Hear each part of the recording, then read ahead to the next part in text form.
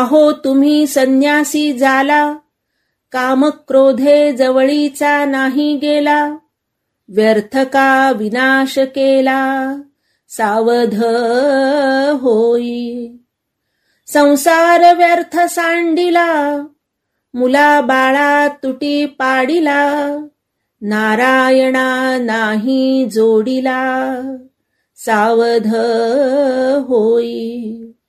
वरवर शेंडी बोडी, जानवे तोडूनी धोत्रे फाडी, हाती घेऊनी दंडलाकडी, सावध होई.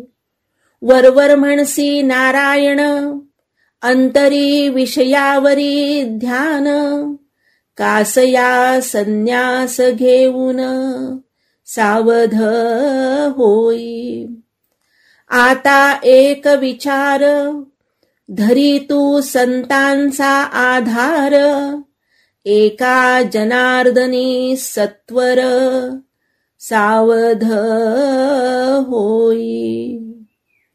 नाथ महाराजांनी समाजात भगवे वस्त्र धारण करून जे आपण संन्यासी असल्याचा आव आणतात, अशा संन्याशांना या संन्याशी रूपकाद्वारे काही उपदेश केला आहे. श्रोतेहो, मानवी जीवनाचे 4 भाग कल्पून आपल्या भारतीय संस्कृतीने 4 आश्रमांची संकल्पना मांडली आहे. पहिल्या ब्रह्मचर्याश्रमात मानवाने ब्रह्मचर्य पाळून गुरुगृही ज्ञान मिळवणे अपेक्षित आहे. यानंतर समाजाला उपयुक्त अशा गृहस्थाश्रमाचा क्रम लागतो. यामध्ये गृहस्थाने संसार करून समाजालाही सांभाळायचे असते. यानंतर येतो तो वानप्रस्थाश्रम. यामध्ये गृहस्थाला जो सांसारिक अनुभव आला आहे त्यातून बोध घेऊन हळूहळू परमार्थाकडे वाटचाल करणे अपेक्षित आहे. यानंतर येतो तो संन्यासाश्रम. यामध्ये अंगी पूर्ण वैराग्य बाळगणे अपेक्षित असते. काम, क्रोध, दंभ, अहंकार इत्यादी विकारांना जिंकून केवळ भगवत चरणी लीन व्हायचे, हा खरा संन्यासाश्रम. हे 4 आश्रम म्हणजे माणसाने क्रमाक्रमाने स्वतःमध्ये वैराग्य बाळगण्यासाठीच्या पायऱ्या आहेत असे म्हटले तरी हरकत नाही. पण काही जण केवळ दिखाव्यासाठी पहिल्या पायऱ्या गाळून संन्यासाची वस्त्रे धारण करतात, पण आतून मात्र संसारातच अडकलेले असतात. अशा भोंदू संन्याशांना उद्देशून नाथ महाराज उपदेश करतात. नाथ महाराज भगवे वस्त्र घातलेल्या या वेशधारी संन्याशाला म्हणतात, तुम्ही संन्यासी झाला म्हणता, पण जवळचा कामक्रोध मुळीच गेलेला दिसत नाही. संन्यासाश्रमात माणसाने आपल्या सर्व इच्छा, आकांक्षा, वासना, राग, अहंकार यावर पूर्ण मात केली पाहिजे, तरच तो खरा संन्यासी. त्यामुळे तुम्ही निष्कारण हा संन्यासाश्रम पत्करला, आता तरी सावध व्हा. नाथ महाराज पुढे म्हणतात, तुम्ही धड संसारी नाही आणि धड संन्यासीही नाही.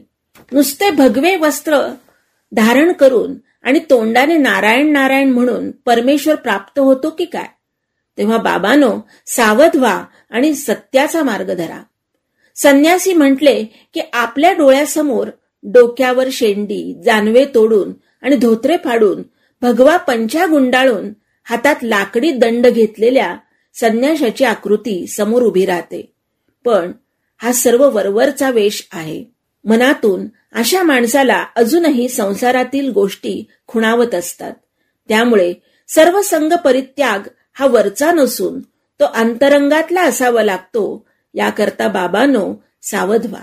जेव्हा एखादा जलचर प्राणी जवळून जात असतो तेव्हा बगळा जणू ध्यान लावल्यासारखा स्थिर उभा असतो. वरवर पाहता तो ध्यानावस्थेत आहे असे वाटते, पण त्याचे लक्ष तो जलचर प्राणी त्याच्या जवळ आल्यावर त्याला कसे पटकन पकडता येईल याच्याकडेच असते. याला बकत ध्यान असे म्हणतात. पुष्कळसे ढोंगी संन्यासी असे बगळ्यासारखे ध्यानस्थ दिसतात, पण अंतरात मात्र विषय पूर्तीची इच्छा असते. अशा संन्याशाला उद्देशून नाथ म्हणतात, आता तरी सावध हो. असा धड संसारी नाही आणि धड संन्याशी नाही, अशा माणसाने मग करावे तरी काय?